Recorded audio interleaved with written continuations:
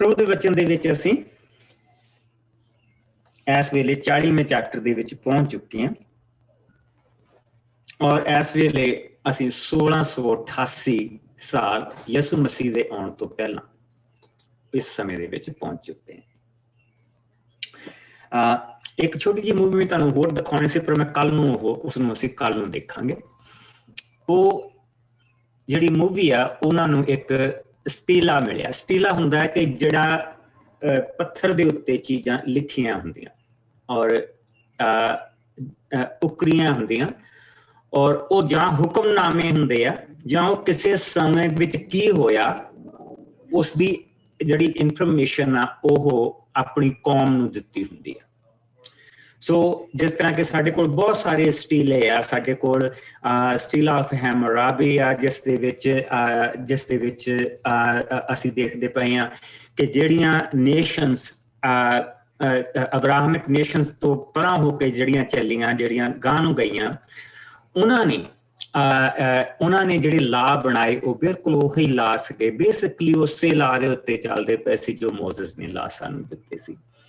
ਪਰ ਇਸ ਸਟੀਲੇ ਦੇ ਉੱਤੇ ਇੱਕ ਕਹਾਣੀ ਦੱਸੀ ਹੋਆ ਰਾਜਾ ਐਮਨਾਟੈਪ ਦੀ, ਜਿਹਦੇ ਸਮੇਂ ਦੇ ਵਿੱਚ ਇਹ ਸਾਰਾ ਕੁਝ ਹੋਇਆ ਸੀ। ਔਰ ਜੋਸਫ ਜਿਸਲੇ ਐਮਨਾਟੈਪ ਦੇ ਕੋਲ ਗਿਆ ਸੀ, ਐਮਨਾਟੈਪ ਦਾ ਥਰਡ ਜਿਹੜਾ ਸੀਗਾ ਉਹ ਬਹੁਤ ਕਮਜ਼ੋਰ, ਇਜਿਪਟ ਉਸ ਲਈ ਐਕਚੁਅਲੀ ਬਹੁਤ ਕਮਜ਼ੋਰ ਹੋ ਚੁੱਕਾ ਸੀ ਔਰ ਉਸਦੇ ਕਈ ਨਿੱਕੇ ਨਿੱਕੇ, ਜਿੱਦਾਂ ਕਿ ਤੁਸੀਂ ਇਹ ਕਹਿ ਲਓ ਕਿ ਜਿੱਦਾਂ ਹੁਣ ਪੰਜਾਬ ਦੇ ਵਿੱਚ ਸਾਡੇ ਕੋਲ ਖਰੇ 24 ਨੇ ਸਾਡੇ ਕੋਲ ਸਟੇਟਾਂ, ਉੱਥੇ ਤੇ ਹਰੇਕ ਸਟੇਟ ਦੇ ਉੱਤੇ ਇੱਕ ਆਪਣਾ ਛੋਟਾ ਫੈਰੋ ਸੀਗਾ ਔਰ ਇੰਨਾ ਕਮਜ਼ੋਰ ਦੇਸ਼ ਹੋ ਚੁੱਕਾ ਸੀ। ਲੇਕਿਨ 14 ਸਾਲ ਤੋਂ ਬਾਅਦ ਉਹ ਇੰਨਾ ਮਜ਼ਬੂਤ ਦੇਸ਼ ਸੀਗਾ ਕਿ ਉਸਦੇ ਵਰਗਾ ਧਰਤੀ ਤੇ ਹੋਰ ਕੋਈ ਦੇਸ਼ ਹੋਰ ਨਹੀਂ ਸੀ।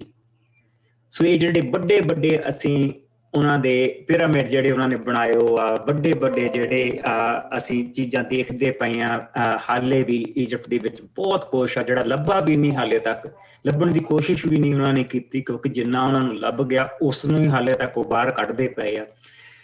ਉਹ ਸਾਰਾ ਉਸ ਤੋਂ ਬਾਅਦ ਦੇ ਜਿਹੜੇ ਫੈਰੋ ਜਿੰਨੇ ਵੀ ਹੋਏ ਆ ਉਹਨਾਂ ਨੇ ਉਹ ਚੀਜ਼ਾਂ ਬਣਾਈਆਂ ਸੀ। ਸੋ ਕੱਲ ਨੂੰ ਆਪਾਂ ਉਹਦੇ ਤੇ ਵਿਸਥਾਰ ਦੇ ਨਾਲ ਦੇਖਾਂਗੇ, ਪਰ ਅੱਜ ਅਸੀਂ 40ਵੇਂ ਭਾਵ ਦੇ ਵਿੱਚ ਜਾਵਾਂਗੇ ਔਰ ਅਸੀਂ 40ਵੇਂ ਭਾਵ ਦੇ ਵਿੱਚ ਜੋ ਕੁਛ ਅਸੀਂ ਦੇਖਿਆ ਉਸ ਨੂੰ ਅਸੀਂ ਪ੍ਰਭੂ ਦੇ ਵਚਨ ਦੇ ਵਿੱਚੋਂ ਦੇਖਾਂਗੇ ਔਰ ਇਸ ਦੇ ਵਿੱਚ ਦੇਖਾਂਗੇ ਕਿ ਪ੍ਰਭੂ ਨੇ ਸਾਡੇ ਲਈ ਕੀ ਕੁਛ ਰੱਖਿਆ। ਸੋ ਆਓ 40ਵਾਂ ਭਾਵ ਅਸੀਂ ਇਸ ਨੂੰ ਸਾਰੇ ਚੈਪਟਰ ਨੂੰ ਅਸੀਂ ਪੜ੍ਹਦੇ ਹਾਂ।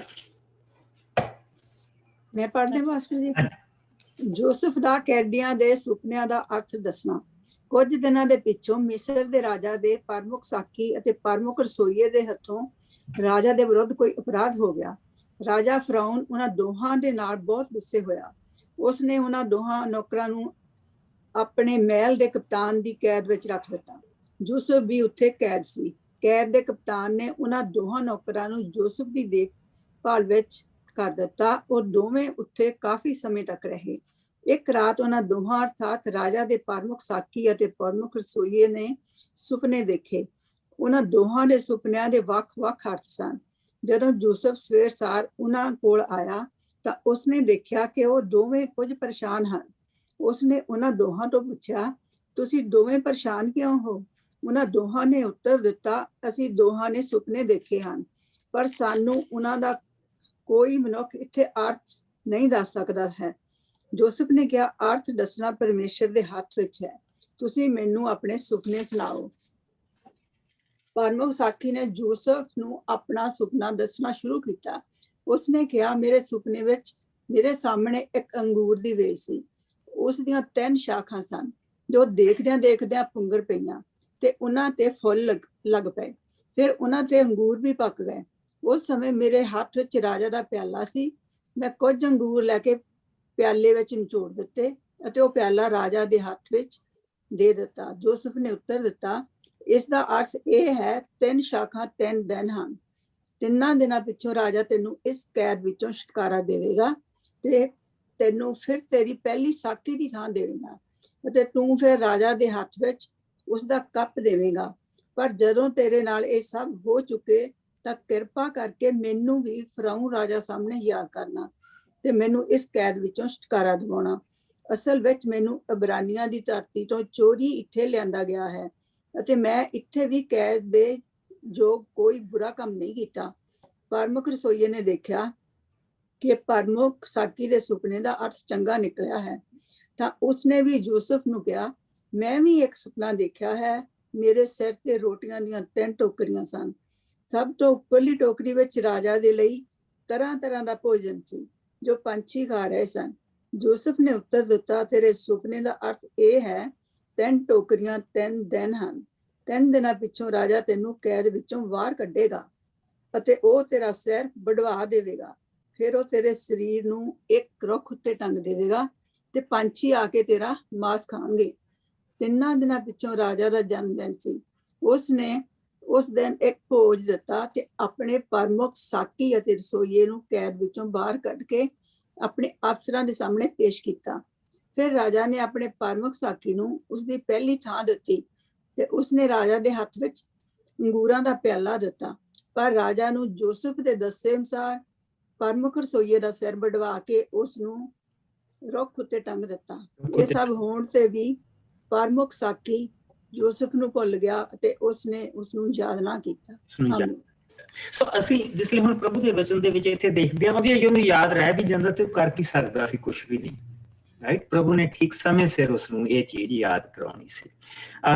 ਲੇਕਿਨ ਜਿਹੜੀ ਅਸੀਂ ਇਸ ਵਚਨ ਦੇ ਵਿੱਚ ਜਿਹੜੀ ਮੇਨ ਚੀਜ਼ ਦੇਖਦੇ ਪਏ ਹਾਂ ਉਹ ਇਹ ਦੇਖਦੇ ਪਏ ਹਾਂ ਕਿ ਕਿਸ ਤਰ੍ਹਾਂ ਦੇਖੋ ਪ੍ਰਭੂ ਸਾਰੀ ਚੀਜ਼ ਦੇ ਲਈ ਇੱਕ ਫਾਊਂਡੇਸ਼ਨ ਬਣਦਾ ਪਿਆ। ਕਿਸ ਤਰ੍ਹਾਂ ਉਹ 2 ਜਾਣੇ ਆ ਜਿਹੜੇ ਉੱਥੇ ਆਏ ਆ ਔਰ ਉਹ ਦੋਨਾਂ ਨੂੰ ਸੁਪਨੇ ਦਾ ਅਰਥ ਦੱਸਦਾ ਪਿਆ ਕਿ ਇਸ ਤੋਂ ਪਹਿਲਾਂ ਫਿਰੌਨ ਨੂੰ ਸੁਪਨਾ ਆਏ ਔਰ ਉਹ ਪ੍ਰਭੂ ਉਹਨੂੰ ਉਹਦੀ ਆਤਮਾ ਨੂੰ ਝੰਜੋੜੇ। ਉਸ ਤੋਂ ਪਹਿਲਾਂ ਇਹ ਪ੍ਰਭੂ ਇੱਕ ਫਾਊਂਡੇਸ਼ਨ ਬਣਦਾ ਪਿਆ ਔਰ ਇਹ ਪ੍ਰਭੂ ਦੇ ਮਹਾਨ ਕੰਮ ਹੈ। ਉਹ ਇਸ ਤਰ੍ਹਾਂ ਆਪਣੇ ਬੰਦੇ ਦੇ ਨਾਲ ਰਹਿ ਕੇ ਪ੍ਰਭੂ ਇਸ ਤਰ੍ਹਾਂ ਕੰਮ ਕਰਦਾ। ਅਸੀਂ ਇਹ ਨਹੀਂ ਕਹਿ ਸਕਦੇ ਕਿ ਪ੍ਰਭੂ ਨੇ ਸਾਨੂੰ ਛੱਡ ਦਿੱਤਾ, ਅਸੀਂ ਦੁਆ ਕੀਤੀ ਸੀ, ਪ੍ਰਭੂ ਨੇ ਸੁਣੀ ਨਹੀਂ। ਲੇਕਿਨ ਨਹੀਂ, ਪ੍ਰਭੂ ਏਦਾਂ ਕੰਮ ਨਹੀਂ ਕਰਦਾ। ਪ੍ਰਭੂ ਜਿਹੜਾ ਸਾਡੀ ਜ਼ਿੰਦਗੀ ਦੇ ਨਾਲ ਕੰਮ ਕਰਦਾ, ਉਹ ਸਾਡੀ ਜ਼ਿੰਦਗੀ ਦੇ ਨਾਲ ਨਾਲ ਚੱਲਦਾ। ਬੇਸ਼ੱਕ ਉਹ ਇਸ ਵੇਲੇ ਹਨੇਰੇ ਦੇ ਵਿੱਚ ਬੈਠਾ ਹੈ, ਲੇਕਿਨ ਹਨੇਰੇ ਦੇ ਵਿੱਚ ਬੈਠੇ ਨੂੰ ਵੀ, ਜੇਲ੍ਹ ਦੇ ਵਿੱਚ ਬੈਠੇ ਨੂੰ ਵੀ ਪ੍ਰਭੂ ਨੇ ਇੱਕ ਤਾਂ ਉਹਨੂੰ ਉੱਥੇ ਬਰਕਤ ਦਿੱਤੀ ਹੋਈ ਔਰ ਨੰਬਰ 2 ਦੇ ਉੱਤੇ ਪ੍ਰਭੂ ਦੀ ਹਜ਼ੂਰੀ ਉਸਦੇ ਨਾਲ। ਕਿਉਂਕਿ ਜੇ ਪ੍ਰਭੂ ਦੀ ਹਜ਼ੂਰੀ ਉਸਦੇ ਨਾਲ ਨਾ ਹੋਵੇ ਤਾਂ ਉਹ ਉਹਨਾਂ ਸੁਪਨਿਆਂ ਦੇ ਅਰਥ ਨਹੀਂ ਦੱਸ ਸਕਦਾ। ਉਹ ਸੁਪਨਿਆਂ ਦੇ ਅਰਥ ਇਸ ਕਰਕੇ ਦੱਸਦਾ ਪਿਆ ਕਿਉਂਕਿ ਪ੍ਰਭੂ ਦੀ ਆਤਮਾ ਦੀ ਭਰਪੂਰੀ ਉਹਦੇ ਨਾਲ, ਪ੍ਰਭੂ ਦੀ ਹਜ਼ੂਰੀ ਉਹਦੇ ਨਾਲ। ਔਰ ਇਹ ਹਾਲਾਤਾਂ ਤੇ ਡਿਪੈਂਡ ਨਹੀਂ ਕਰਦਾ ਹੁੰਦਾ, ਹਾਲਤ ਤੇ ਡਿਪੈਂਡ ਕਰਦਾ। ਉਹਦੀ ਜਿਹੜੀ ਹਾਲਤ ਆ ਉਹ ਪ੍ਰਭੂ ਦੇ ਨਾਲ ਸਹੀ ਆ, ਉਹਦਾ ਰਿਸ਼ਤਾ ਆਪਣੇ ਪ੍ਰਭੂ ਦੇ ਨਾਲ ਸਹੀ ਆ, ਪ੍ਰਭੂ ਦੀ ਹਜ਼ੂਰੀ ਦੇ ਨਾਲ ਉਹ ਭਰਿਆ ਪਿਆ। ਔਰ ਇਸ ਕਰਕੇ ਉਹ ਇਹ ਸਾਰੀਆਂ ਚੀਜ਼ਾਂ ਦੱਸਦਾ ਪਿਆ। ਇਸ ਕਰਕੇ ਅਸੀਂ ਇਸ ਨੂੰ ਹੁਣ ਪੋਟੀਫਰ ਉੱਥੇ ਆ ਪਲੱਸ ਉਹ ਸਾਕੀ ਉੱਥੇ ਆ। ਸੋ ਹੁਣ ਪ੍ਰਭੂ ਨੇ 2 ਬੰਦੇ ਖੜੇ ਕਰ ਦਿੱਤੇ। ਇੱਕ ਪਾਸੇ ਪੋਟੀਫਰ ਜੋ ਰਾਜਾ ਦੇ ਸਾਰੇ ਘਰ ਦਾ ਖਿਆਲ ਰੱਖਦਾ ਪਿਆ ਔਰ ਦੂਸਰੇ ਪਾਸੇ ਬੇਸਿਕਲੀ ਤੁਸੀਂ ਇਹ ਕਹਿ ਸਕਦੇ ਹੋ ਵਿੱਚ ਉਹ ਹੋਮ ਮਿਨਿਸਟਰ ਆ ਸਾਰੇ ਕੰਟਰੀ ਦਾ। ਔਰ ਦੂਸਰੇ ਪਾਸੇ ਸਾਕੀ ਆ ਜਿਹੜਾ ਜਿਸ ਦੀ ਜੌਬ ਇਹ ਆ ਕਿ ਰਾਜਾ ਦਾ ਜਿਹੜਾ ਖਾਣ ਪੀਣ ਆ ਉਹ ਸਹੀ ਆ ਰਿਹਾ, ਪੋਇਜ਼ਨਸ ਨਹੀਂ, ਰਾਜਾ ਨੂੰ ਸਹੀ ਖੁਰਾਕ ਮਿਲਦੀ ਪਈ ਆ। ਉਹ ਬੇਸਿਕਲੀ ਗੱਭੇ ਦੇ ਵਾਰ। ਸੋ ਪ੍ਰਭੂ ਨੇ 2 ਬਿਲਕੁਲ ਜਿਹੜੇ ਉਹਦੇ ਨਜ਼ਦੀਕੀ ਲੋਕ ਆ ਉਹ ਯੂਸਫ ਦੇ ਵੱਲ ਕਰ ਦਿੱਤੇ। ਸੋ ਆਓ ਹੁਣ ਅਸੀਂ ਇਸ ਨੂੰ ਅਗਲੇ ਭਾਗ ਦੀਆਂ ਅਸੀਂ 41ਵੇਂ ਦੀ ਅਸੀਂ ਹੁਣ ਇੱਥੇ ਹੁਣ ਇਹ ਜਿਸ ਸਮੇਂ ਦੇ ਵਿੱਚ ਅਸੀਂ ਆ ਗਏ ਹਾਂ ਇਹ 1687 ਸਾਲ ਆ ਇੱਥੇ। ਔਰ ਇਸਹਾਕ ਦੀ ਮੌਤ ਇੱਥੇ ਆ ਕੇ ਹੋਈ बेशक सानू पिछे दस दिता सी इसहाक मर गया, लेकिन इसहाक दी मौत इत्थे आके हुई है। 180 साल दा होके वो मरिया। और अगर असी जिथे इसहाक दा जन्म जिथे होया, मेरे नाल अगर तुसी थोड़ा जिहा पिछे आना मंगदे हैं, 21वें भाव दे विच, सो 1867 दे विच इसहाक दा जन्म होया सी। और 1867 दे विचों अगर असी 180 घटा दिंने आ ते आ समा आ गया जिसले प्रभु इसहाक दे पोते नूं दुनिया दे सब तो बड़े देश का राजा सैकंड इन कमान बनाउण जा रहा। और इसहाक दी इत्थे मौत हुंदी पई है, इसहाक दी इत्थे मौत हुंदी पई है। और असीं इत्थों हुण अगे बढ़ते हैं। सो 1600 असीं हुण 1686 दे विच आ गए हैं, क्योंकि वो उसनूं भुल गया, उसनूं याद नहीं किया। सो आओ असीं 1685 ते असीं पहुंच गए हैं। 1685 ते असीं पहुंच गए हैं। सो आओ असीं इसनूं हुण अगे देखीए। एक आयत तो लैके असीं 13 आयत तक देखा। मैं पढ़ दूंगी। ओके तुसी पढ़ दो। नहीं पढ़ दियो तुसी। ओके ठीक है, पढ़ दियो तुसी। यूसुफ ਦਾ ਮਿਸਰ ਦੇ ਰਾਜਾ ਦੇ ਸੁਪਨਿਆਂ ਦਾ ਅਰਥ ਦੱਸਣਾ। ਇਸ ਘਟਨਾ ਨੂੰ ਵਾਪਰਿਆਂ 2 ਸਾਲ ਗੁਜ਼ਰ ਗਏ ਸਨ। ਉਸ ਸਮੇਂ ਫਿਰੌਨ ਰਾਜਾ ਨੇ ਇੱਕ ਸੁਪਨਾ ਦੇਖਿਆ। ਉਸਨੇ ਸੁਪਨੇ ਵਿੱਚ ਹੀ ਆਪਣੇ ਆਪ ਨੂੰ ਨੀਲ ਨਦੀ ਦੇ ਕੰਢੇ ਦੇਖਿਆ। ਉਸਨੇ ਦੇਖਿਆ ਕਿ 7 ਤਕੜੀਆਂ ਸੁੰਦਰ ਗਾਈਆਂ ਨਦੀ ਵਿੱਚੋਂ ਨਿਕਲ ਕੇ ਬਾਹਰ ਆਈਆਂ ਅਤੇ ਉਹਨਾਂ ਕੰਢੇ ਉੱਤੇ ਆ ਕੇ ਹਰਾ ਘਾਹ ਚਰਨਾ ਸ਼ੁਰੂ ਕਰ ਦਿੱਤਾ। ਇਹਨਾਂ ਦੇ ਪਿੱਛੋਂ ਉਸਨੇ 7 ਹੋਰ ਗਾਈਆਂ ਨੂੰ ਵੀ ਨਦੀ ਵਿੱਚੋਂ ਬਾਹਰ ਆਉਂਦਿਆਂ ਦੇਖਿਆ, ਜੋ ਦੇਖਣ ਵਿੱਚ ਬਹੁਤ ਮਾੜੀਆਂ ਅਤੇ ਕਰੂਪ ਸਨ। ਉਸਨੇ ਅੱਗੇ ਦੇਖਿਆ ਕਿ ਪਿਛਲੀਆਂ 7 ਮਾੜੀਆਂ ਗਾਈਆਂ ਪਹਿਲੀਆਂ ਤਕੜੀਆਂ ਗਾਈਆਂ ਦੇ ਪਿੱਛੇ ਜਾ ਕੇ ਖੜੀਆਂ ਹੋ ਗਈਆਂ, ਜੋ ਦੇਖਦਿਆਂ ਹੀ ਪਹਿਲੀਆਂ 7 ਨੂੰ ਖਾ ਗਈਆਂ ਹਨ। ਇਹ ਹੁਣ ਤੇ ਰਾਜਾ ਤੜਪ ਕੇ ਜਾਗ ਪਿਆ, ਪਰ ਉਹ ਛੇਤੀ ਹੀ ਗੂੜੀ ਨੀਂਦ ਫਿਰ ਸੌਂ ਗਿਆ। ਇਸ ਵਾਰ ਫਿਰ ਉਸਨੇ ਇੱਕ ਹੋਰ ਸੁਪਨਾ ਦੇਖਿਆ, ਜਿਸ ਵਿੱਚ ਉਸਨੇ 7 ਅਨਾਜ ਦੇ ਦਾਣਿਆਂ ਨਾਲ ਭਰੇ ਹੋਏ ਸਿੱਟੇ ਦੇਖੇ। ਉਹ ਸੱਤੇ ਪੱਕੇ ਹੋਏ ਸਨ। ਉਹਨਾਂ ਦੇ ਪਿੱਛੇ ਉਸਨੇ 7 ਹੋਰ ਅਨਾਜ ਦੇ ਸਿੱਟੇ ਦੇਖੇ, ਜੋ ਸੂਰਜ ਦੇ ਸੇਕ ਨਾਲ ਸੜੇ ਹੋਏ ਸਨ। ਫਿਰ ਉਸਨੇ ਦੇਖਿਆ ਕਿ ਇਹਨਾਂ ਸੜੇ ਹੋਏ ਸਿੱਟਿਆਂ ਨੇ ਪਹਿਲੇ ਭਰੇ ਹੋਏ ਸਿੱਟਿਆਂ ਨੂੰ ਨਿਗਲ ਲਿਆ ਹੈ। ਫਿਰੌਨ ਦੀ ਫਿਰ ਜਾਗ ਖੁੱਲ ਗਈ ਅਤੇ ਇਸ ਵਾਰ ਉਸਨੂੰ ਪਤਾ ਲੱਗਾ ਕਿ ਉਹ ਤਾਂ ਸੁਪਨਾ ਦੇਖ ਰਿਹਾ ਹੈ। ਦਿਨ ਚੜ੍ਹਨ ਤੇ ਉਹ ਇਹਨਾਂ ਸੁਪਨਿਆਂ ਕਾਰਨ ਬਹੁਤ ਘਬਰਾ ਗਿਆ। ਉਸਨੇ ਆਪਣੇ ਰਾਜ ਦੇ ਸਭ ਜਾਦੂਗਰਾਂ ਅਤੇ ਵਿਦਵਾਨਾਂ ਨੂੰ ਸੱਦਿਆ ਅਤੇ ਉਹਨਾਂ ਨੂੰ ਆਪਣੇ ਸੁਪਨੇ ਦੱਸੇ, ਪਰ ਰਾਜਾ ਨੂੰ ਉਹਨਾਂ ਵਿੱਚੋਂ ਕੋਈ ਵੀ ਉਹਨਾਂ ਦਾ ਅਰਥ ਨਾ ਦੱਸ ਸਕਿਆ। ਇੰਨੇ ਵਿੱਚ ਰਾਜਾ ਦਾ ਇੱਕ ਸੇਵਾਦਾਰ ਉਸ ਕੋਲ ਆਇਆ ਤੇ ਬੋਲਿਆ, ਮਹਾਰਾਜ ਮੈਨੂੰ ਮਾਫ ਕਰਨਾ, ਮੇਰੇ ਤੋਂ ਗਲਤੀ ਹੋ ਗਈ ਹੈ। ਇੱਕ ਵਾਰ ਤੁਸੀਂ ਇਸ ਸੇਵਾਦਾਰ ਅਤੇ ਆਪਣੇ ਰਸੋਈਏ ਨਾਲ ਕਿਸੇ ਗੱਲੋਂ ਗੁੱਸੇ ਹੋ ਗਏ ਸਾਓ। ਉਸ ਸਮੇਂ ਤੁਸੀਂ ਸਾਨੂੰ ਮਹਿਲ ਦੇ ਕਪਤਾਨ ਦੀ ਕੈਦ ਵਿੱਚ ਬੰਦ ਕਰ ਦਿੱਤਾ ਸੀ। ਉੱਥੇ ਹੀ ਇੱਕ ਰਾਤ ਸਾਨੂੰ ਦੋਹਾਂ ਨੂੰ ਸੁਪਨੇ ਆਏ ਸਨ, ਜਿਨ੍ਹਾਂ ਦੇ ਵੱਖ-ਵੱਖ ਅਰਥ ਸਨ। ਪਰ ਕੈਦ ਵਿੱਚ ਸਾਡੇ ਨਾਲ ਉਸ ਵੇਲੇ ਕਪਤਾਨ ਦਾ ਨੌਕਰ ਇੱਕ ਇਬਰਾਨੀ ਜਵਾਨ ਵੀ ਸੀ। ਅਸੀਂ ਆਪਣੇ ਸੁਪਨੇ ਉਸਨੂੰ ਦੱਸੇ ਸਨ। ਉਸ ਇਬਰਾਨੀ ਨੇ ਸਾਡੇ ਸੁਪਨਿਆਂ ਦਾ ਅਰਥ ਦੱਸਿਆ। ਪਿੱਛੇ ਸਾਡੇ ਦੋਹਾਂ ਨਾਲ ਠੀਕ ਉਸੇ ਤਰ੍ਹਾਂ ਹੋਇਆ ਜਿਸ ਤਰ੍ਹਾਂ ਉਸਨੇ ਦੱਸਿਆ, ਅਰਥਾਤ ਮੈਨੂੰ ਫਿਰ ਤੁਹਾਡੀ ਸੇਵਾ ਦਾ ਕੰਮ ਮਿਲ ਗਿਆ ਅਤੇ ਰਸੋਈਏ ਨੂੰ ਫਾਂਸੀ। ਅਸੀਂ ਇੱਥੇ ਜਿੱਦਾਂ ਏਦਾਂ ਪੜ੍ਹਦੇ ਕਿ ਜਿੱਦਾਂ ਸਾਰਾ ਕੁਝ ਇੱਕ ਦਿਨ ਦੇ ਵਿੱਚ ਹੋ ਗਿਆ ਹੁੰਦਾ, ਲੇਕਿਨ ਇੱਕ ਦਿਨ ਦੇ ਵਿੱਚ ਸਾਰਾ ਕੁਝ ਨਹੀਂ ਹੋਇਆ।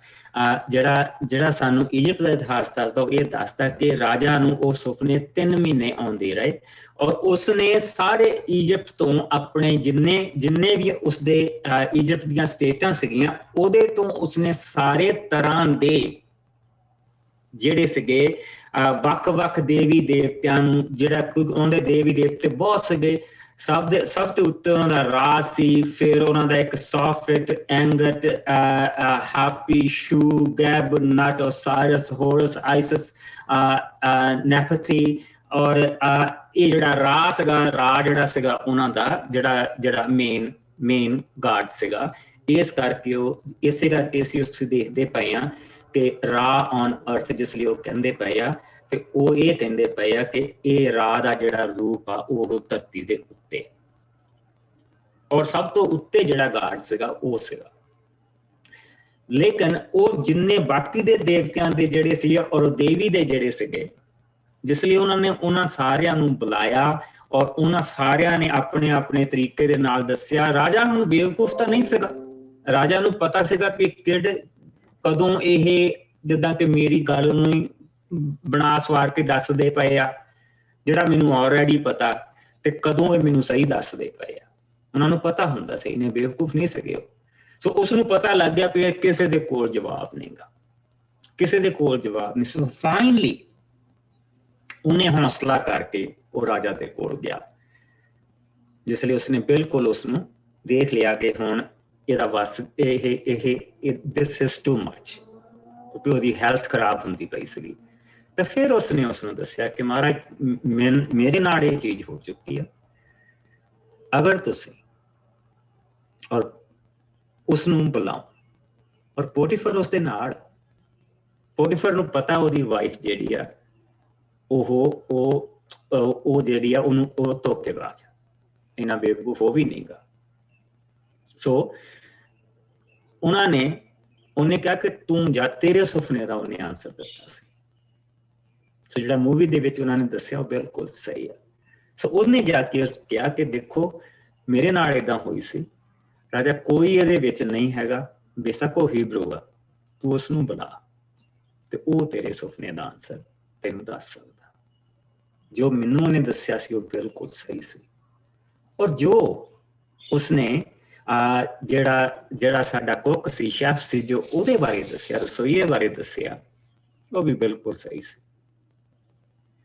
ਸੋ ਉਸਨੂੰ ਬੁਲਾ। ਸੋ ਫਿਰ ਰਾਜਾ ਨੇ ਹੁਕਮ ਦਿੱਤਾ ਕਿ ਉਸਨੂੰ ਬੁਲਾਇਆ ਜਾਏ। ਔਰ ਜਿੱਦਾਂ ਮੂਵੀ ਦੇ ਵਿੱਚ ਉਸਨੂੰ ਨਲਾਇਆ ਧਲਾਇਆ ਜਾਂਦਾ, ਵਚਨ ਵਿੱਚ ਵੀ ਏਦਾਂ ਹੀ ਲਿਖਿਆ। ਸੋ ਕਿਉਂਕਿ ਰਾਜਾ ਦੇ ਸਾਹਮਣੇ ਉਸ ਤਰ੍ਹਾਂ ਪੇਸ਼ ਨਹੀਂ ਸੀ ਕੀਤਾ ਜਾ ਸਕਦਾ, ਸੋ ਉਸਨੂੰ ਨਲਾਇਆ ਧਲਾਇਆ ਤੇ ਉਹਨਾਂ ਨੇ ਹੁਣ ਲਿਆਂਦਾ। ਸੋ ਆਓ ਅਸੀਂ ਇਸਨੂੰ 14 ਆਇਤ ਤੋਂ ਲੈ ਕੇ ਬੇਸਿਕਲੀ ਅਸੀਂ 24 ਆਇਤ ਤੱਕ ਦੇਖਾਂਗੇ।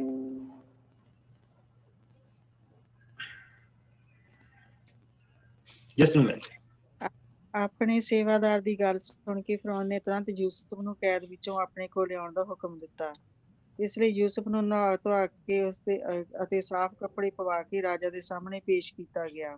ਰਾਜਾ ਫਿਰੌਨ ਨੇ ਯੂਸਫ ਨੂੰ ਕਿਹਾ, ਮੈਨੂੰ 2 ਸੁਪਨੇ ਆਏ ਸਨ, ਪਰ ਮੈਨੂੰ ਕੋਈ ਵੀ ਉਹਨਾਂ ਦਾ ਅਰਥ ਨਹੀਂ ਦੱਸ ਸਕਿਆ ਹੈ। ਮੈਨੂੰ ਪਤਾ ਲੱਗਾ ਹੈ ਕਿ ਤੂੰ ਸੁਪਨੇ ਸੁਣ ਕੇ ਉਹਨਾਂ ਦਾ ਅਰਥ ਦੱਸ ਸਕਦਾ ਹੈ। ਯੂਸਫ ਨੇ ਉੱਤਰ ਦਿੱਤਾ, ਮਹਾਰਾਜ ਮੈਂ ਨਹੀਂ, ਸਗੋਂ ਪਰਮੇਸ਼ਰ ਮਹਾਰਾਜ ਦੇ ਸੁਪਨਿਆਂ ਦਾ ਪੂਰਾ ਅਰਥ ਪ੍ਰਗਟ ਕਰੇਗਾ। ਰਾਜਾ ਨੇ ਕਿਹਾ, ਮੈਂ ਸੁਪਨੇ ਵਿੱਚ ਨੀਲ ਨਦੀ ਦੇ ਕੰਢੇ ਖੜਾ ਸਾਂ। ਮੈਂ ਦੇਖਿਆ ਕਿ 7 ਤਕੜੀਆਂ ਗਾਈਆਂ ਨਦੀ ਵਿੱਚੋਂ ਬਾਹਰ ਆਈਆਂ ਅਤੇ ਜੋ ਬਾਹਰ ਆ ਕੇ ਕੰਢੇ ਤੇ ਹਰਾ ਘਾਹ ਚੁਗਣ ਲੱਗ ਪਈਆਂ। ਇਹਨਾਂ ਦੇ ਪਿੱਛੋਂ 7 ਹੋਰ ਗਾਈਆਂ ਨਦੀ ਵਿੱਚੋਂ ਨਿਕਲੀਆਂ ਜੋ ਮਾੜੀਆਂ ਅਤੇ ਕਰੂਪ ਸਨ। ਮੈਂ ਇਹਨਾਂ ਵਰਗੀਆਂ ਮਾੜੀਆਂ ਗਾਈਆਂ ਪੂਰੇ ਮਿਸਰ ਵਿੱਚ ਨਹੀਂ ਦੇਖੀਆਂ ਸਨ। ਪਰ ਮਾੜੀਆਂ ਗਾਈਆਂ ਨੇ ਦੇਖਦਿਆਂ ਹੀ ਦੇਖਦਿਆਂ ਤਕੜੀਆਂ 7 ਨੂੰ ਨਿਗਲ ਲਿਆ। ਪਰ ਉਹ ਮਾੜੀਆਂ ਗਾਈਆਂ ਪਹਿਲੇ ਦੀ ਤਰ੍ਹਾਂ ਹੀ ਸੁੱਕੀਆਂ ਦਿਖਾਈ ਦੇ ਰਹੀਆਂ ਸਨ। ਤਦ ਮੇਰੀ ਜਾਗ ਖੁੱਲ ਗਈ। ਫਿਰ ਮੈਂ ਦੂਜਾ ਸੁਪਨਾ ਦੇਖਿਆ, ਜਿਸ ਵਿੱਚ ਮੈਂ ਦੇਖਿਆ ਕਿ 7 ਸਿੱਟੇ ਦਾਣਿਆਂ ਨਾਲ ਭਰੇ ਦਿਖੇ। ਇਹਨਾਂ ਦੇ ਪਿੱਛੋਂ 7 ਸਿੱਟੇ ਸੂਰਜ ਦੀ ਧੁੱਪ ਨਾਲ ਸੜੇ ਹੋਏ ਨਿਕਲੇ। ਪਰ ਪਿਛਲੇ 7 ਸੜੇ ਸਿੱਟਿਆਂ ਨੇ ਪਹਿਲੇ ਭਰੇ ਹੋਏ ਸਿੱਟਿਆਂ ਨੂੰ ਨਿਗਲ ਲਿਆ। ਮੈਂ ਆਪਣੇ ਸੁਪਨੇ ਆਪਣੇ ਸਭ ਜਾਦੂਗਰਾਂ ਨੂੰ ਦੱਸੇ, ਪਰ ਕੋਈ ਇਹਨਾਂ ਦਾ ਅਰਥ ਦੱਸ ਨਾ ਸਕਿਆ। ਅਰਥ ਨਹੀਂ ਦੱਸ ਸਕਿਆ। ਸੋ ਇਹਦੇ ਵਿੱਚ ਜਿਹੜੀ ਇੱਕ ਚੀਜ਼ ਜਿਹੜੀ ਦੇਖਣ ਵਾਲੀ ਆ ਉਹ ਇਹ ਆ ਕਿ ਬੇਸ਼ੱਕ ਉਹਨਾਂ 7 ਗਾਈਆਂ ਨੇ ਜਿਹੜੀਆਂ ਮਾੜੀਆਂ ਸੀ, ਉਹਨਾਂ ਨੇ ਤਕੜੀਆਂ ਨੂੰ ਨਿਗਲ ਲਿਆ, ਪਰ ਉਹ ਸਟਿਲ ਮਾੜੀਆਂ ਸੀ। ਉਹਨਾਂ ਦੇ ਵਿੱਚ ਕੋਈ ਫਰਕ ਨਹੀਂ ਪਿਆ। ਸੋ ਕਹਿਣ ਦਾ ਕੀ ਮਤਲਬ ਕਿ ਅਗਰ ਜੋ ਉਸਨੂੰ ਪ੍ਰਭੂ ਦਿਖਾ ਰਿਹਾ ਸੀ, ਉਹ ਇਹ ਦਿਖਾ ਰਿਹਾ ਸੀ ਕਿ ਜਿਹੜਾ ਸਮਾਂ ਆ ਰਿਹਾ ਉਹ ਇੰਨਾ ਭੈੜਾ ਸਮਾਂ ਹੋਏਗਾ। ਸੋ ਹੁਣ ਉਸਨੂੰ ਯੂਸਫ ਨੇ ਉਸਦਾ ਆਨਸਰ ਉਸਨੂੰ ਦੇਣਾ ਸ਼ੁਰੂ ਕੀਤਾ। ਪਰ ਜਿਹੜੀ ਸਭ ਤੋਂ ਵੱਡੀ ਚੀਜ਼ ਇਹ ਆ ਕਿ ਯੂਸਫ ਇਸ ਵੇਲੇ ਫਿਰੌਨ ਦੇ ਮੂਹਰੇ ਖੜਾ, ਫੈਰੋ ਦੇ ਮੂਹਰੇ ਖੜਾ, ਜਿਹੜਾ ਆਪਣੇ ਆਪ ਨੂੰ ਰਾ ਔਨ ਅਰਥ, ਧਰਤੀ ਦੇ ਉੱਤੇ ਪਰਮੇਸ਼ਵਰ ਕਹਿੰਦਾ। And that's what pharaoh is. ਕਿਉਂਕਿ ਜਿਹੜਾ ਫੈਰੋ ਆ ਓਸਾਇਰਸ ਦਾ ਅਵਤਾਰ, ਓਸਾਇਰਸ ਜਿਹੜਾ ਜਿਹੜਾ ਰਾ ਦਾ ਪੁੱਤਰ ਧਰਤੀ ਦੇ ਉੱਤੇ ਆਇਆ ਸੀ, ਉਹਨਾਂ ਦੀ ਮਿਥੋਲੋਜੀ ਦੇ ਅਨੁਸਾਰ ਉਹ ਸਾਇਰਸ ਦੀ ਗੱਦੀ ਦੇ ਉੱਤੇ ਚੱਲਦਾ ਪਿਆ। ਉਹ ਸਾਇਰਸ ਜਿਹੜਾ ਉਹ ਧਰਤੀ ਦੇ ਉੱਤੇ ਰਾ ਹੈ। ਰਾ ਔਰ ਸਾਇਰਸ ਇੱਕ ਆ। ਸੋ ਉਹ ਇਹ ਕਹਿ ਰਿਹਾ ਕਿ ਉਹਦੇ ਮੂਹਰੇ ਇਹ ਕਹਿਣਾ ਜੋ ਉਸਨੇ ਕਿਹਾ, ਯੂਸਫ ਨੇ ਉੱਤਰ ਦਿੱਤਾ, ਮਹਾਰਾਜ ਮੈਂ ਨਹੀਂ, ਸਗੋਂ ਪਰਮੇਸ਼ਰ ਮਹਾਰਾਜ ਦੇ ਸੁਪਨਿਆਂ ਦਾ ਪੂਰਾ ਪੂਰਾ ਅਰਥ ਦੱਸੇਗਾ। ਸੋ ਉਸਨੂੰ ਬੇਸਿਕਲੀ ਉਹ ਕਹਿ ਰਿਹਾ, you are not God, there is a God. ਔਰ ਇਸ ਕਰਕੇ ਕੱਲ ਨੂੰ ਜਿਹੜਾ ਅਸੀਂ ਸਟੀਲਾ ਦੇਖਣਾ ਆ, ਉਹਦਾ ਜਿਹੜਾ ਮਤਲਬ ਹੈ ਕੱਲ ਨੂੰ ਸਾਫ਼ ਹੋਣਾ। ਬੇਸ਼ੱਕ ਉਹ ਆਪਣੇ ਆਪ ਨੂੰ ਧਰਤੀ ਤੇ ਪਰਮੇਸ਼ਵਰ ਕਹਿ ਰਿਹਾ, ਪਰ ਉਸਨੂੰ ਉਸਨੇ ਸਾਫ਼ ਕਹਿ ਦਿੱਤਾ ਕਿ ਤੂੰ ਪਰਮੇਸ਼ਵਰ ਨਹੀਂ, ਪਰਮੇਸ਼ਵਰ ਪਰਮੇਸ਼ਵਰ ਹੈ, ਪਰਮੇਸ਼ਵਰ ਪਰਮੇਸ਼ਵਰ। ਸੋ ਜਿਸ ਵੇਲੇ ਹੁਣ ਅਸੀਂ 25ਵੇਂ ਭਾਵ ਦੇ ਵਿੱਚ ਆਉਂਦੇ ਹਾਂ, ਆਓ ਅਸੀਂ 36 ਆਇਤ ਤੱਕ ਪੜਾਂਗੇ, ਫਿਰ ਬਾਕੀ ਅਸੀਂ ਕੱਲ ਨੂੰ ਸ਼ੁਰੂ ਕਰਾਂਗੇ। ਯੂਸਫ ਨੇ ਉੱਤਰ ਦਿੱਤਾ, ਦੋਹਾਂ ਸੁਪਨਿਆਂ ਦਾ ਅਰਥ ਇੱਕ ਹੀ ਹੈ। ਪਰਮੇਸ਼ਰ ਤੁਹਾਨੂੰ ਅੱਗੇ ਜੋ ਹੋਣ ਵਾਲਾ ਹੈ ਪਹਿਲਾਂ ਹੀ ਦੱਸ ਦਿੱਤਾ ਹੈ। 7 ਤਕੜੀਆਂ ਸੁੰਦਰ ਗਾਈਆਂ ਦਾ ਅਰਥ ਹੈ 7 ਸਾਲ, ਅਤੇ 7 ਪੱਕੇ ਭਰੇ ਹੋਏ ਸਿੱਟਿਆਂ ਦਾ ਵੀ ਇਹੋ ਅਰਥ ਹੈ। ਇਸ ਤਰ੍ਹਾਂ 7 ਮਾੜੀਆਂ ਗਾਈਆਂ ਅਤੇ 7 ਸੜੇ ਹੋਏ ਸਿੱਟੇ ਜੋ ਤੁਸੀਂ ਦੇਖੇ ਸਨ 7 ਸਾਲ ਹਨ। ਇਹ ਸਭ ਉਸੇ ਅਨੁਸਾਰ ਹੈ ਜੋ ਮੈਂ ਤੁਹਾਨੂੰ ਪਹਿਲਾਂ ਹੀ ਦੱਸ ਚੁੱਕਾ ਹਾਂ ਕਿ ਪਰਮੇਸ਼ਰ ਨੇ ਪਹਿਲਾਂ ਹੀ ਤੁਹਾਡੇ ਉੱਤੇ ਪ੍ਰਗਟ ਕਰ ਦਿੱਤਾ ਹੈ ਕਿ ਅੱਗੇ ਕੀ ਹੋਵੇਗਾ। ਤੁਹਾਡੇ ਦੇਸ਼ ਦੇ ਅਗਲੇ 7 ਸਾਲ ਬਹੁਤ ਚੰਗੇ ਆਉਣਗੇ। ਇਹਨਾਂ ਵਿੱਚ ਤੁਹਾਡੀ ਧਰਤੀ ਤੇ ਬੇਅੰਤ ਪੈਦਾਵਾਰ ਹੋਵੇਗੀ। ਪਰ ਪਿੱਛੋਂ ਇਹਨਾਂ ਤੋਂ ਅਗਲੇ 7 ਸਾਲ ਭਿਅੰਕਰ ਅਕਾਲ ਦੇ ਹੋਣਗੇ, ਜਿਨ੍ਹਾਂ ਵਿੱਚ ਮਿਸਰ ਦੇ ਲੋਕ ਪਹਿਲੇ ਚੰਗੇ 7 ਸਾਲਾਂ ਨੂੰ ਵੀ ਭੁੱਲ ਜਾਣਗੇ। ਅਕਾਲ ਨਾਲ ਸਾਰਾ ਦੇਸ਼ ਵੀਰਾਨ ਹੋ ਜਾਵੇਗਾ। ਇਹ ਅਕਾਲ ਇੰਨਾ ਭਿਅੰਕਰ ਹੋਵੇਗਾ ਕਿ ਪਹਿਲੇ ਚੰਗੇ ਸਾਲ ਲੋਕਾਂ ਦੀ ਯਾਦ ਵਿੱਚੋਂ ਬਿਲਕੁਲ ਨਿਕਲ ਜਾਣਗੇ।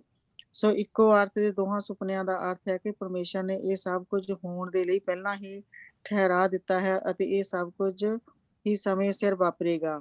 ਮਹਾਰਾਜ, ਹੁਣ ਤੁਸੀਂ ਆਪਣੇ ਕਿਸੇ ਇਹੋ ਜਿਹੇ ਆਦਮੀ ਨੂੰ ਮਿਸਰ ਦਾ ਹਾਕਮ ਚੁਣੋ ਜੋ ਬੁੱਧੀ ਨਾਲ ਭਰਪੂਰ ਹੋਵੇ। ਇਸ ਦੇ ਨਾਲ ਹੀ ਤੁਸੀਂ ਇਹੋ ਜਿਹੇ ਅਧਿਕਾਰੀ ਸਾਰੇ ਦੇਸ਼ ਵਿੱਚ ਰੱਖੋ ਜੋ ਇਹਨਾਂ ਆਉਣ ਵਾਲੇ 7 ਸਾਲਾਂ ਵਿੱਚ ਲੋਕਾਂ ਕੋਲੋਂ ਉਹਨਾਂ ਦੀ ਸਾਰੀ ਉਪਜ ਦਾ 5ਵਾਂ ਹਿੱਸਾ ਇਕੱਠਾ ਕਰਨ। ਇਹ ਸਭ ਕੰਮ ਤੁਹਾਡੀ ਆਪਣੀ ਦੇਖਭਾਲ ਵਿੱਚ ਹੋਣਾ ਚਾਹੀਦਾ ਹੈ। ਤੁਸੀਂ ਇਹ ਅਨਾਜ ਸ਼ਹਿਰ ਵਿੱਚ ਇਕੱਠਾ ਕਰਵਾ ਕੇ ਇਸ ਤੇ ਪਹਿਰਾ ਰੱਖ ਦੇਵੋ। ਇਹ ਇਕੱਠਾ ਕੀਤਾ ਹੋਇਆ ਅਨਾਜ ਮਿਸਰ ਦੇ ਲੋਕਾਂ ਦੇ ਉਸ ਸਮੇਂ ਕੰਮ ਆਵੇਗਾ ਜਦੋਂ ਇੱਥੇ 7 ਸਾਲਾਂ ਦੇ ਲਈ ਅਕਾਲ ਪਵੇਗਾ। ਇਹ ਉਹ ਸਮੇਂ ਲੋਕਾਂ ਨੂੰ ਭੁੱਖੇ ਮਰਨ ਤੋਂ ਬਚਾਵੇਗਾ। ਆਮੀਨ। ਭੁੱਖੇ ਮਰਨ ਤੋਂ ਬਚਾਵੇਗਾ। ਸੋ ਇਹ ਬੜੇ ਤਰੀਕੇ ਦੇ ਨਾਲ ਪ੍ਰਭੂ ਨੇ ਉਸਨੂੰ, ਦੇਖੋ, ਇਹ ਵੀ ਬੁੱਧ ਦਿੱਤੀ। ਉਸਨੇ ਸਿਰਫ ਇਹ ਨਹੀਂ ਕਿਹਾ ਕਿ ਤੂੰ ਹੁਣ ਇਸਨੂੰ ਇਹਦੇ ਸੁਪਨਿਆਂ ਦਾ ਆਨਸਰ ਦੱਸ ਦੇ ਕਿ ਜਿਹੜੀਆਂ 7 ਚੰਗੀਆਂ ਗਾਈਆਂ ਤੇ 7 ਸਿੱਟੇ ਆ, ਇਹ 7 ਵਧੀਆ ਸਾਲ ਜਿਹੜੇ ਆ ਰਹੇ ਆ, ਫਸਲ ਗੁੱਡ ਹੋਏਗੀ। ਔਰ ਜਿਹੜੇ 7 ਮਾੜੇ ਸਿੱਟੇ ਆ ਤੇ 7 ਮਾੜੀਆਂ ਗਾਈਆਂ, ਉਹ 7 ਮਾੜੇ ਸਾਲ ਹੋਣਗੇ ਜਿਨ੍ਹਾਂ ਦੇ ਵਿੱਚ ਕਾਲ ਪਏਗਾ। ਲੇਕਿਨ ਨਹੀਂ, ਤੁਸੀਂ ਹੁਣ ਇੱਕ ਚੀਜ਼ ਦੇਖੋ, ਅਸੀਂ ਇਹ ਦੇਖਦੇ ਪਏ ਨਾ ਕਿ ਪ੍ਰਭੂ ਨੇ ਉਸਨੂੰ, ਉਸਦੇ ਨਾਲ ਹਮੇਸ਼ਾ ਪ੍ਰਭੂ ਉਸਦੇ ਨਾਲ ਚੱਲਦਾ ਰਿਹਾ। ਬੇਸ਼ੱਕ ਉਹ ਮੌਤ ਦੀ ਵਾਦੀ ਦੇ ਵਿੱਚੋਂ ਵੀ ਲੰਘਦਾ ਰਿਹਾ, ਪ੍ਰਭੂ ਉਹਦੇ ਨਾਲ। ਔਰ ਹੁਣ ਉਸਦਾ ਜਿਹੜਾ ਸਿਰ ਆ ਉਹ ਪ੍ਰਭੂ ਉੱਚਾ ਕਰਨ ਜਾ ਰਿਹਾ। ਤੁਸੀਂ ਬੇਸਿਕਲੀ 23ਵਾਂ ਜ਼ਬੂਰ ਇਸ ਜ਼ਿੰਦਗੀ ਦੇ ਵਿੱਚ ਦੇਖ ਸਕਦੇ ਆ। ਬੇਸ਼ੱਕ 23ਵਾਂ ਜ਼ਬੂਰ ਇਸਨੇ ਨਹੀਂ ਲਿਖਿਆ, ਬੇਸ਼ੱਕ 23ਵਾਂ ਜ਼ਬੂਰ ਜਿਹੜਾ ਲਿਖਿਆ ਉਹ ਜਿਸ ਲਈ ਦਾਊਦ ਨੇ ਸੋਲੋਮਨ ਨੂੰ ਰਾਜਾ ਬਣਾ ਦਿੱਤਾ, ਉਹਦੇ ਸਿਰ ਦੇ ਉੱਤੇ ਤਾਜ ਰੱਖਿਆ ਔਰ ਆਪਣੇ ਪੁੱਤਰ ਦੇ ਸਾਹਮਣੇ ਉਸਨੇ ਝੁਕ ਕੇ ਉਸਨੂੰ ਪ੍ਰਣਾਮ ਕੀਤਾ। ਬੇਸ਼ੱਕ ਉਹ ਜ਼ਬੂਰ ਉਦੋਂ ਲਿਖਿਆ ਗਿਆ, ਲੇਕਿਨ ਅਸੀਂ ਉਸ ਜ਼ਬੂਰ ਨੂੰ ਇਸ ਵੇਲੇ ਯੂਸਫ ਦੀ ਜ਼ਿੰਦਗੀ ਦੇ ਵਿੱਚ ਦੇਖ ਸਕਦੇ ਹਾਂ। ਕੱਲੀ ਚੀਜ਼ ਨੂੰ ਦੇਖ ਸਕਦੇ ਹਾਂ ਕਿ ਕਿਸ ਤਰ੍ਹਾਂ ਪ੍ਰਭੂ ਉਸਦੇ ਨਾਲ ਚੱਲਦਾ ਪਿਆ, ਕਿਸ ਤਰ੍ਹਾਂ ਪ੍ਰਭੂ ਉਸਦੇ ਸਟੈਪ ਬਾਏ ਸਟੈਪ, ਔਰ ਕਿੱਦਾਂ ਹੁਣ ਪ੍ਰਭੂ ਨੇ ਉਸਨੂੰ ਇੱਕ ਬੜੀ ਅਜੀਬ ਵਿਜ਼ਡਮ ਦਿੱਤੀ ਆ। ਇਹ ਜਿਹੜੀ ਬੁੱਧੀ ਦਿੱਤੀ ਆ, ਇਹ ਕੰਟਰੀ ਦਾ ਜਿਹੜਾ ਫਾਈਨਾਂਸ ਮਿਨਿਸਟਰ ਹੁੰਦਾ, ਇਹ ਉਹਦੇ ਕੋਲ ਹੁੰਦੀ ਹੈ। ਦੂਰੰਦੇਸ਼ੀ ਪ੍ਰਭੂ ਨੇ ਦਿੱਤੀ ਆ। ਇਹ ਬੁੱਧ ਨਹੀਂ, ਇਹ ਦੂਰੰਦੇਸ਼ੀ ਹੈ। ਦੂਰ ਤੱਕ ਦੇਖਣਾ, ਅੱਜ ਦਾ ਨਹੀਂ ਦੇਖਣਾ, ਦੂਰ ਤੱਕ ਦੇਖਣਾ। ਸੋ ਇੱਕ ਤਰ੍ਹਾਂ ਦੀ ਉਸਨੂੰ ਦੱਸਿਆ ਕਿ ਕਿਸ ਤਰ੍ਹਾਂ ਤੂੰ ਆਪਣੇ ਦੇਸ਼ ਨੂੰ ਬਚਾ ਸਕਦਾ। ਕਿਸ ਤਰ੍ਹਾਂ ਤੂੰ ਆਪਣੇ ਦੇਸ਼ ਤੇ ਨੂੰ ਇਸ ਸਾਰੀ ਚੀਜ਼ ਦੇ ਵਿੱਚੋਂ ਦੀ ਬਚਾ ਸਕਦਾ। ਬੇਸ਼ੱਕ ਜਿਹੜਾ ਇਜਿਪਟ ਸੀ ਉਸ ਵੇਲੇ ਉਹ ਛੋਟਿਆਂ ਰਾਜਾਂ ਦੇ ਉੱਤੇ ਸੀ, ਫੈਰੋ ਜਿਹੜਾ ਸੀਗਾ ਉਹ ਮੇਨ ਫੈਰੋ ਸੀਗਾ ਬੇਸ਼ੱਕ, ਪਰ ਉੱਥੇ ਕਈ ਨਿੱਕੇ ਫੈਰੋ ਹੋਰ ਵੀ ਦੌੜੇ ਫਿਰਦੇ ਸੀ। ਤਾਂ ਉਸਨੇ ਕਿਹਾ ਇੱਕ ਹੁਣ ਬਣਾ, ਇੱਕ ਸਾਰਿਆਂ ਦੇ ਉੱਤੇ ਲੈ ਕੇ ਆ। ਪਰ ਪ੍ਰਭੂ ਨੇ ਇਹ ਵੀ ਦੱਸਿਆ ਕਿ ਕਿੰਨੇ % ਤੂੰ ਅਨਾਜ ਇਕੱਠਾ ਕਰਨਾ। ਠੀਕ, ਉਸਨੇ ਕਿਹਾ ਕਿ 5ਵਾਂ ਹਿੱਸਾ ਇਕੱਠਾ ਕਰਨਾ। ਸੋ ਇੰਨੇ ਸਾਲ ਉਹ ਅਨਾਜ ਨੂੰ ਵੇਸਟ ਹੋਣ ਤੋਂ ਕਿੱਦਾਂ ਬਚਾ ਸਕਦੇ ਸੀ। ਸੋ ਉਹ ਵੀ ਇੱਕ ਤਰੀਕਾ ਸੀਗਾ। ਤੇ ਜਿਹੜੇ ਲੋਕ ਸੀਗੇ ਉਹ 5ਵਾਂ ਹਿੱਸਾ ਅਨਾਜ ਪਹਿਲੇ ਵਾਰੀ ਲੈ ਕੇ ਆਏ ਆ, ਅਗਲੀ ਵਾਰੀ ਜਿਹੜਾ ਉਹ ਲੈ ਕੇ ਆਏ ਆ ਉਹ 10 ਹਿੱਸੇ ਉਹਦੇ ਵਿੱਚ ਉਹਨਾਂ ਨੇ ਉਹ ਡਬਲ ਲੈ ਕੇ ਆਏ ਆ। ਤੇ ਜਿਹੜਾ ਪਹਿਲਾ ਅਨਾਜ ਸੀ ਉਹਨਾਂ ਨੂੰ ਜਿੱਦਾਂ ਵਾਪਸ ਕਰਤਾ ਤੇ 10 ਹਿੱਸੇ ਰੱਖ ਲਏ। ਔਰ ਇਸੇ ਤਰ੍ਹਾਂ ਉਹ ਜਿਹੜਾ ਅਨਾਜ ਆ ਉਹ ਫਰੈਸ਼ ਰਿਹਾ। ਪੁਰਾਣਾ ਅਨਾਜ ਉਹ ਵਰਤਦੇ ਰਹੇ ਆ, ਨਵਾਂ ਜਿਹੜਾ ਸੀ ਉਹ ਜ਼ਿਆਦੀ ਮਾਤਰਾ ਦੇ ਵਿੱਚ ਲਿਆਉਂਦੇ ਸੀ ਤੇ ਉਹਨਾਂ ਨੂੰ ਜਿਹੜਾ ਸੀਗਾ ਪੁਰਾਣੇ ਅਨਾਜ ਦੇ ਵਿੱਚੋਂ ਉਹਨਾਂ ਨੂੰ ਖਾਣ ਦੇ ਲਈ ਦੇ ਦਿੱਤਾ ਜਾਂਦਾ ਸੀ। ਔਰ ਇਸ ਤਰੀਕੇ ਦੇ ਨਾਲ ਜਿਹੜਾ ਫਰੈਸ਼ ਅਨਾਜ ਸੀਗਾ ਉਹ ਹਰੇਕ ਸਾਲ ਉਸ ਨੂੰ ਵਧਾਈ ਜਾਂਦੇ ਸੀ। ਔਰ ਉਸਨੇ ਕਿਹਾ ਕਿ ਐਸਾ ਬੰਦਾ ਚੁਣ ਆਪਣੇ ਜਿਹੜਾ ਤੇਰੇ ਜਿੰਨੇ ਵੀ ਤੇਰੇ ਇੱਥੇ ਮੰਤਰੀ ਖੜੇ ਆ ਇਹਨਾਂ ਚੋਂ ਐਸਾ ਬੰਦਾ ਚੁਣ ਜਿਹੜਾ ਇਹ ਸਾਰੇ ਦੀ ਦੇਖਭਾਲ ਕਰ ਸਕੇ। ਔਰ ਇਸ ਤਰ੍ਹਾਂ ਤੂੰ ਆਪਣੇ ਦੇਸ਼ ਨੂੰ ਬਚਾਏਂਗਾ। ਅਸੀਂ ਇੱਥੇ ਰੋਕਾਂਗੇ, ਇੱਥੇ ਅਸੀਂ ਤਾਂ ਰੋਕਾਂਗੇ ਕਿਉਂਕਿ ਅਸੀਂ ਇੱਥੇ ਇਹ ਦੇਖਣਾ ਮੰਗਦੇ ਹਾਂ ਕਿ ਪ੍ਰਭੂ ਆਪਣੇ ਲੋਕਾਂ ਨੂੰ ਕਿੱਦਾਂ ਦੀ ਦੁੱਧ ਦਿੰਦਾ। ਇਸ ਹਾਈਲਾਈਟ ਤੇ ਅਸੀਂ ਰੋਕਾਂਗੇ। ਰਾਜਾ ਦੇ ਸਾਹਮਣੇ ਉਸਨੇ ਪ੍ਰਭੂ ਨੂੰ ਪਰਮੇਸ਼ਵਰ ਕਿਹਾ ਆਪਣਾ। ਔਰ ਜਿਹੜੇ ਦੁਨੀਆ ਦੇ ਪਰਮੇਸ਼ਵਰਾਂ ਦੇ ਪਿੱਛੇ ਨਹੀਂ ਦੌੜੇ ਫਿਰਦੇ, ਜਿਹੜੇ ਆਪਣਾ ਸਿਰ ਸਵਾਏ ਉਸ ਪਰਮੇਸ਼ਵਰ ਤੋਂ ਸਾਹਮਣੇ ਕਿਸੇ ਦੇ ਮੂਹਰੇ ਨਹੀਂ ਝੁਕਾਉਂਦੇ, ਪਰਮੇਸ਼ਵਰ ਉਹਨਾਂ ਦੇ ਸਿਰਾਂ ਨੂੰ ਉੱਚੇ ਕਰਦਾ, ਉਹਨਾਂ ਨੂੰ ਪੁੱਤ ਦਿੰਦਾ। Let us pray। ਪ੍ਰਭੂ ਜੀ ਤੇਰਾ ਬਹੁਤ ਸ਼ੁਕਰ ਕਰਦੇ ਹਾਂ। ਅਸੀਂ ਇਹ ਜ਼ਿੰਦਗੀਆਂ ਦੇ ਵਿੱਚ ਕੌਣ ਆ ਪ੍ਰਭੂ, ਅਗਰ ਉਸ ਵੇਲੇ ਦੀ ਸਾਰੀ ਦੁਨੀਆ ਨੂੰ ਦੇਖ ਲਿਆ ਜਾਵੇ ਤਾਂ ਇੱਕ ਆਜੜੀ ਦਾ ਪੁੱਤਰ ਆ ਪ੍ਰਭੂ ਜੀ, ਜਿਨ੍ਹਾਂ ਦੇ ਕੋਲ ਪ੍ਰਭੂ ਜੀ ਆਪਣੀ ਕੋਈ ਜ਼ਮੀਨ ਵੀ ਨਹੀਂ ਹਾਲੇ ਤਾਈਂ। ਜੋ ਥੋੜੀ ਜਿਹੀ ਜ਼ਮੀਨ ਪ੍ਰਭੂ ਜੀ ਉਹਨਾਂ ਨੇ ਲਈ ਆਪਣੇ ਤੰਬੂ ਲਾਉਣ ਦੇ ਲਈ ਜਾਂ ਆਪਣੇ ਮੁਰਦਿਆਂ ਨੂੰ ਦਫਨਾਉਣ ਦੇ ਲਈ। ਇਸ ਤੋਂ ਇਲਾਵਾ ਪ੍ਰਭੂ ਜੀ ਇਹਨਾਂ ਕੋਲ ਕੁਛ ਨਹੀਂ। ਭੇਡਾਂ ਬੱਕਰੀਆਂ ਵਾਲੇ ਲੋਕ ਆ।